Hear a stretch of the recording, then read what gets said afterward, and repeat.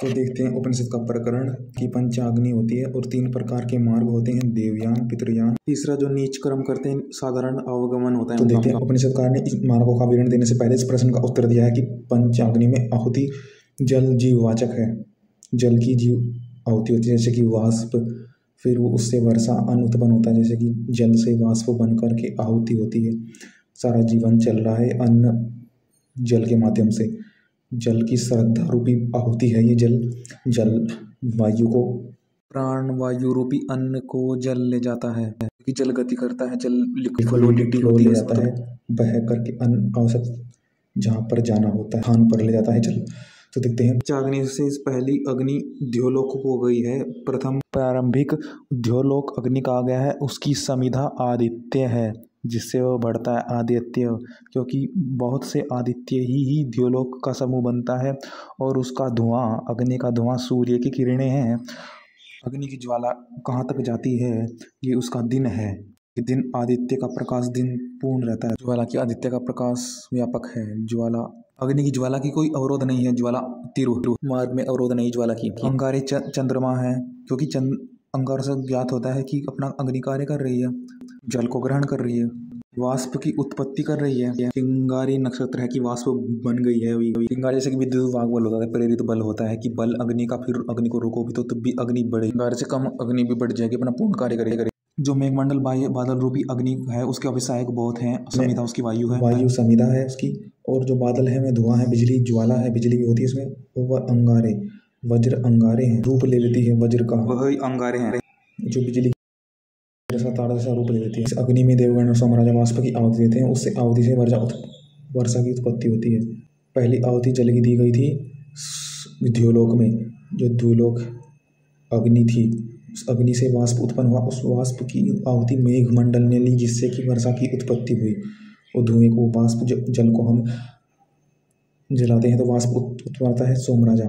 अब देखते हैं पृथ्वी ही अग्नि है। पृथ्वी की चर्चा करें, संवत्सरी उसकी समिधा है। आकाश, जो आकाश की लहर धुआं वायु है वह उसका धुआं है अग्नि का। रात्रि उस पृथ्वी रूपी अग्नि की ज्वाला, पृथ्वी अग्नि की ज्वाला जो प्रकाश का मार्ग है वह उसकी रात्रि है, क्योंकि रात्रि में ही औषधियों में रस उत्पन्न होता है। अंगारे तीव्रता दिशा है और चिंगारी उसकी दिशा से भिन्न भिन्न अन्न उत्पन्न होता है, क्योंकि वह उसकी अंगारे प्रकाश की तीव्रता और प्रकाश का बल आवांतर दिशा उसकी चिंगारी होता है। पुरुष अग्नि है, उस वाणी समिधा है। प्राण धुआं है, सार है अग्नि का, जिस पर का इंद्र से श्रेष्ठ प्राण है, क्योंकि प्राण सूक्ष्म करके हित करते हैं। जीवा ज्वाला है, चक्षु अंगारे हैं, कान चिंगारियां हैं। युवा ज्वाला कुछ भाव व्यक्त करके कुछ ग्रहण करना, अपना गुण बल कान द्वारा। अन्न की आहुति से वीर्य उत्पन्न होता है। सुनने से भी, बोलने से भी प्रभाव पड़ता है, क्योंकि जो उसका विषय है वह उसका अन्न है। श्रेष्ठ विषय सुनेंगे बोलेंगे तो श्रेष्ठ वीर्य उत्पन्न होगा। 5वीं आहुति हम स्त्री के गर्भ में देते हैं, जिससे कि बालक उत्पन्न होता है। वीर्य की आहुति हम गर्भ में उत्पन्न होता है। 5वीं आहुति हो गई। पंचाग्नि विद्या, इसकी विद्या के द्वारा जल का वीर्य बनने तक का सफर है। जो पंचाग्नि को जानता है वह भय रहित होता है, क्योंकि उसे उत्पत्ति का ज्ञान प्राप्त हो गया जल द्वारा की। जीवात्मा एक शरीर छोड़ते ही दूसरे शरीर में प्रवेश करता है। निरंतर तीव्रता से यह अग्नि योनियों को प्राप्त कराती रहती है, जन्म को। निरंतर यह अग्नि हम को बढ़ाती रहती है, जैसे बिना अधिक समय लगाए। जैसे कि रस औषधियों को बढ़ाता रहता है, रोगों से दूर रखता है, उसमें बढ़ने की क्षमता करता है उत्पन्न। तो ठीक उसी प्रकार हमारा शरीर भी औषधियों में प्रवेश करता हुआ गर्भ में जाता है, जिससे कि हम भी निरंतर बढ़ते रहें। बढ़ने के बाद निम्न दशा अवस्था को प्राप्त होता है। पहली अर्चिसी ज्वालामय अवस्था, अर्थात थोड़ा प्रकाश, आनिक दिन का प्रकाश। यह समय बतलाने के लिए इनकी गणना नहीं कर सकते, बस एक आमतौर पर उदाहरण दिया गया है। अब है पाक्षिक दशा, जैसे जैसे दशा बढ़ती जा रही है उसका प्रकाश भी बढ़ता जा रहा है, वृद्धि हो रही है। 14 दिन व रात का प्रकाश, पाक्षिक प्रकाश। चौथी श्रावण मासी की दशा, 6 मास का प्रकाश। संवत्सरी पूरे वर्ष का प्रकाश। छठी सूर्य दशा, सूर्य का प्रकाश। चंद्रमासी दशा।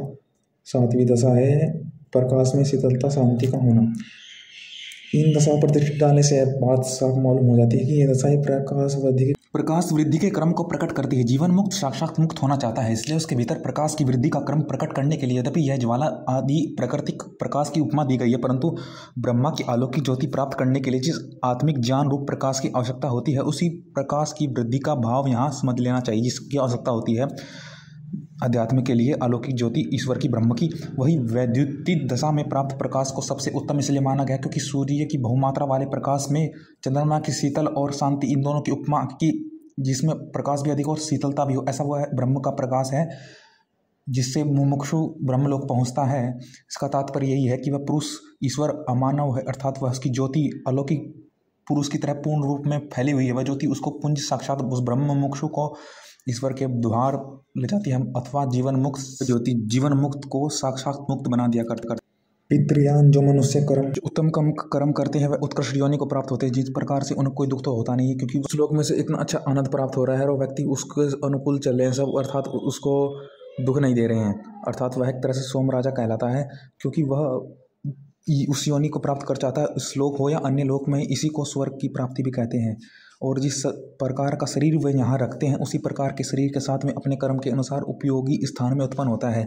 शरीर में थोड़ी क्षमता अधिक हो सकती है, शक्ति सामर्थ्य, परंतु शरीर ऐसा ही होगा पंचभौतिक पार्थिव शरीर। सतपथ ब्राह्मण में एक जगह लिखा है, अर्थात सकाम कर्म कर्मा शरीर के साथ परलोक में पैदा होते हैं। जिस मार्ग से ऐसे पुरुष मरने के बाद उपयोगी स्थान को जाते हैं वह पितृयान कहा जाता है और ऐसा यहाँ उत्पन्न होते हैं उसको आह्लादप्रद लोग कहते हैं। उसके विद्वान लोग भी उसे प्रिय समझते हैं और उससे सुख प्राप्त करते हैं क्योंकि वह राजा होता है, क्योंकि वह उत्तम का भोग कर रहा है, फल का भोग कर रहा है, क्योंकि वह उसके प्रजा स्त्री और पशु वह इनसे काम लेता है और अपने ऐश्वर्य को भोग रहा है। क्योंकि देखो कहा गया है कि प्रजा स्त्री और पशु अन्न को कहा गया है, अन्न वह है जो भी भोगा जा सके, प्रजा अनुकूल चले, प्रिय हो हमारे, यह नहीं कि उसको खाएं हम। भोग्यपन पितृयान की कुछ दशा हैं। पहली दशा धूम है जिसमें थोड़ा सा धुएं का प्रकाश रहता है, दूसरी दशा रात्रि दशा है जिसमें धुएं की अपेक्षा कुछ अधिक प्रकाश होता है। तीसरी दशा कृष्ण पक्षी दशा, एक रात्रि की अपेक्षा एक पक्ष में अधिक प्रकाश होता है क्योंकि रात्रि को जोड़ते जा रहे हैं प्रकाश को, जो किसी रात्रि फिर रात्रि ऐसी होती है ना प्रकाश वाली हो जाती है। कुछ रात्रि 6 मासीय एक पक्ष के बाद 6 मास में अधिक प्रकाश होता है। 5वीं 6 मास से अधिक कुछ प्रकाश वाली दशा पैतृ दशा, जहाँ पर वह पहुँचता है अपने गुणों को जानता है, तो उस स्थान पर रह करके मोक्ष तो प्राप्त नहीं कर पाएगा परंतु अपने गुणों के साथ जी पाएगा, ऐश्वर्य का भोग कर पाएगा, दूसरों को अपने अनुकूल चले, उसके प्रियों से कोई प्रकार का दुख नहीं होगा, अर्थात दूसरों के सुख दुख से अपना सुख दुख मानेगा वह, फिर उसकी उन्नति बढ़ती रहेगी। चंद्रलोक यही तो है कि फिर इससे ही व्यक्ति फिर ये दूसरा मार्ग है, अगर पहला मार्ग तो मोक्ष मार्ग है ही देवयान, और जो ये पितृयान को भोगते हुए मृत्यु होती है तो उस अध्यक्ष से जो दूसरा जन्म योनि को प्राप्त होता है, दूसरी गति होती है। अब देखते हैं तीसरी गति होती है जो अच्छे कर्म नहीं करता हो तो कुत्ता आदि पशु पक्षी का स्थावर योनि को प्राप्त होते हैं। मिश्र गति से